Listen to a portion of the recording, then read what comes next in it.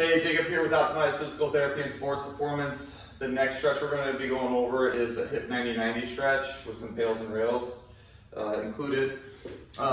So we're going to sit down with the front leg 90 degrees, back leg 90 degrees, knee even with your hip, knee even with your hip.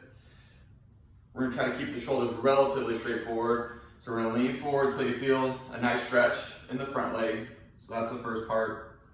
Next part, after we hold a certain amount of time stretching, we're going to push the inside of the knee, or outside of the knee and outside of the ankle straight down into the ground, holding that end position. So we're pushing right at the end position that we got with your stretch. So we're pushing down. We'll increase about 10% every second that we're pushing. So we should gradually be increasing the intensity.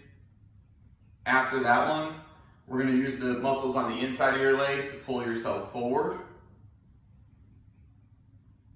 And the final part is a end range hold or a little bit of a hover above the ground. So we're going to try to hold that end position we got to and hover up. Next is the back leg on this one.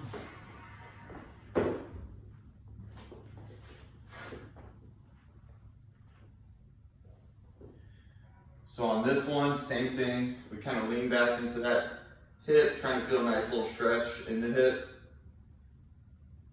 Should be nice, a nice comfortable stretch.